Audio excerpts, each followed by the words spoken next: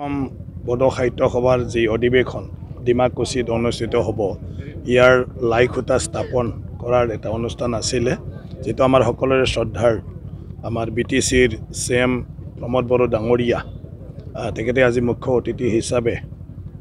এই অনুষ্ঠানটো সমাপন কৰিলে তেখেতৰ হাতেদি লাই খুঁটা স্থাপন কৰা হৈ গ'ল আৰু বেছি দিন নাই আমাৰ যদিও 10, 11, 12 তাৰিখ তথাপিও আমি ইয়াতে 6 তাৰিখৰ পৰাই আমাৰ এক্সিবিশন আৰু ইয়াৰ লগতে কালচাৰেল এক্সচেঞ্জ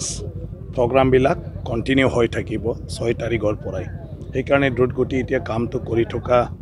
হৈছে পথাৰৰ ধান আছিলে এতিয়া ধানবোৰ কাটি প্ৰায় শেষ হৈ গ'ল গতিকে আজিৰ পৰা আৰু কোনো ৰেষ্ট নোহোৱাকৈ কামটো কৰি যাব ডিমাকুছি অধিৱেশন অকল বড়ো সাহিত্য সভাৰ প্ৰতিনিধিৰ আলোচনাই মাত্ৰ নহ'ব তাৰ বাদেও আমাৰ মানে প্ৰদৰ্শনীটো আমি গুৰুত্ব প্ৰদান কৰা হৈছে তাত আমাৰ মানে সেনা বাহিনী ফালৰ পৰাও তেওঁলোকৰ বিভিন্ন যুদ্ধৰ কৌশলৰ লগতে আমাৰ নতুন প্ৰজন্ম যুৱসকলক তেওঁলোকে মোটিভেশ্যনৰ এটা ব্যৱস্থা কৰিব আৰু ইয়াৰ বাদেও আমাৰ কৃষি বিভাগ তাতেও আমাৰ বহুতো আমাৰ নতুন যুৱ চামক আধুনিক খেতি পদ্ধতিৰ বিভিন্ন মেচিনাৰী ব্যৱহাৰৰ এই বিষয়বিলাকৰ ওপৰত তাত আমাৰ মোটিভেশ্যনেল প্ৰগ্ৰাম হ'ব আমাৰ অইলৰ পৰাও আমাৰ ভাল এটা এক্সিবিশন তেওঁলোকে কৰাৰ কাৰণে আমাক কৈছে তাৰ বাদেও বিভিন্ন বিভাগৰ ইয়াত এক্সিবিশন হ'ব তাৰপিছত লাইব্ৰেৰী বিলাক ইয়াত আহিব আমাৰ যেটো বুক ফেয়াৰ হ'ব তাতে তাৰ বাদেও আমি এটা নতুন এটা ব্যৱস্থা লৈছো অকল বড়ো ভাষাৰ সাহিত্যৰ ওপৰত কথা পাতি থাকে অধিৱেশনত এইবাৰ যিসকল মাতৃভাষা বড়ো নহয় কিন্তু তেওঁলোকে বড়ো ভাষা জানে বা বড়ো ভাষা ব্যৱহাৰ কৰিব পাৰে বড়ো কিতাপ পঢ়িব পাৰে এনেকুৱা ব্যক্তিসকলক লৈ ফালে এটা আলোচনা হ'ব তেওঁলোকৰ দৃষ্টিত আৰু অনুভৱত বড়ো ভাষা সাহিত্য আজি কি পৰ্যায়ত আছে আৰু আগুৱাই লৈ যাবৰ কাৰণে কি ব্যৱস্থা ল'ব লাগে এই ভাষা সাহিত্য সকলে সহজভাৱে অধ্যয়ন কৰিব পৰা ব্যৱস্থা কেনেকৈ কৰিব পাৰে তেওঁলোকে এটা সুপৰামৰ্শ দিব পাৰিব গতিকে তেনেকুৱা ব্যক্তিসকলৰ কাৰণে এটা অনুষ্ঠান হ'ব আৰু আমাৰ বহুতে নাজানে আমাৰ ইউনিভাৰ্চিটিৰ head of the department Ismail Hussain ডাঙৰীয়া আছিলে আজিও তেওঁ গুৱাহাটী ইউনিভাৰ্চিটিত বড়ো বিভাগৰ মানে প্ৰবক্তা হয় তাৰ বাবেও বিভিন্ন বিভাগত আজি মানে বড়ো মাতৃভাষা নহয় তথাপিও বড়ো বিষয়ক আজি মানে শিকাই আছে তেনেকুৱা বহুত ব্যক্তি আছে যিবিলাক বড়ো সাহিত্যৰ লগত সম্পৰ্ক এনেকুৱা ব্যক্তিক লৈও আমাৰ অনুষ্ঠান হ'ব তাৰ বাদেও আমি বিভিন্ন দেশৰ মানে যিসকল আমাৰ এম্বাছাডাৰ আৰু হাই কমিশনাৰ্ছ আছে ভাৰতত দিল্লীত বা কলকাতাত তেখেতসকলক আমন্ত্ৰণ জনাইছোঁ অলৰেডি 5টা দেশৰ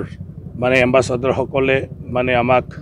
কনসেন্ট দিলে কনফাৰ্ম কৰি দিলে আৰু বাকিখিনি আমাক তেওঁলোকৰ শিডিউলটো চাই পেলাই দিম বুলি কৈছে গতিকে আজিৰ তাৰিখত প্ৰায় আমাৰ 10 জনতকৈ বেছি আমি মানে কি কয় ইয়াত আহিবৰ কাৰণে সাজু হোৱা আমি পাইছোঁ 64th এনুৱেল কনফাৰেন্স বড়ো সাহিত্য সভাৰ এইটো ডিমাকুছিত অনুষ্ঠিত হ'ব 3 দিনীয়া কাৰ্যসূচীৰে আৰু এই কাৰ্যসূচীটো ঐতিহাসিক হ'ব বুলি মই আশা কৰিছোঁ আজি ইয়াৰে লাইখুঁটা স্থাপন কৰা হৈছে ইয়াত আমাৰ বড়ো সাহিত্য সভাৰ সভাপতি ডক্টৰ সুৰজ নাৰ্জাৰী ডাঙৰীয়া আৰু লগতে আমাৰ অভ্যৰ্থনা সমিতিৰ সভাপতি আমাৰ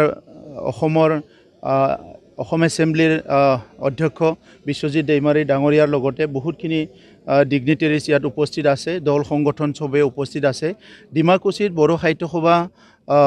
অধিৱেশন অনুষ্ঠিত কৰাৰ কাৰণে বহুত দিনৰ পৰা ৰাইজে বিচাৰিছিলে আৰু সেই হিচাপে এতিয়া বড়ো সাহিত্য সভাই ডিমাকুছিত আহিছে এইবাৰৰ অধিৱেশনটো ইয়াত অনুষ্ঠিত কৰাৰ কাৰণে ময়ো আদৰণি জনাইছোঁ আৰু ভগৱানৰ ওচৰত প্ৰাৰ্থনা কৰিছোঁ যে সেই 3টা দিনত যি দিন কেইটাত কনফাৰেন্স হ'ব,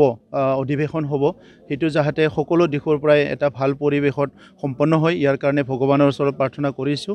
আমি সকলোৱে জানো, আপোনালোকেও জানে যে বড়ো সাহিত্য সভা বড়োসকলৰ সবচে হায়েষ্ট এটা অৰ্গেনাইজেশ্যন। আমি ইয়াৰ আমাৰ অভিভাৱক অৰ্গেনাইজেশ্যন হিচাপে, সংগঠন হিচাপে ধৰা হয়। 1952 চনত জন্মগ্ৰহণ কৰাৰ পৰা আজিলৈকে বড়ো ভাষা সাংস্কৃতিক লৈ পেলাই যিখিনি বড়ো সাহিত্য সভাই কাম কৰিছে সেইটো অতুলনীয়। গতিকে আজিৰ সময়ত বড়ো ভাষা বিশ্ববিদ্যালয়ত আজি শিক্ষা গ্ৰহণ কৰিব পাৰিছে, গৱেষণা হৈছে, বহুতে সাহিত্য একাডেমি পাইছে। অকল বড়ো নহয়, বিভিন্ন জনগোষ্ঠীৰ লোকসকলো বড়ো ভাষাত আজি গৱেষণা কৰিছে। চ' এটা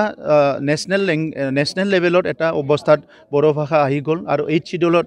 ৰিকগনাইজ হৈ গ'ল বড়ো ভাষা। আমাতকৈ ভাৰতত বহুত সংখ্যক লোক থকা জনগোষ্ঠী আছে, কিন্তু তেখেতসকলৰ ভাষাও আজি 8th শিডিউলত অহা নাই, কিন্তু বড়োসকলৰ ভাষা আজি 8th শিডিউলত আহি গ'ল। গতিকে বড়ো সাহিত্য সভাৰ দীঘলীয়া যিটো সংগ্ৰাম, দীঘলীয়া যিটো পৰিশ্ৰম, এইটো এতিয়া ফল ধৰি আছে। মই আশা ৰাখিছোঁ এই অধিৱেশনৰ পিছত বড়ো ভাষা সংস্কৃতি বিশ্বৰ বুকত আৰু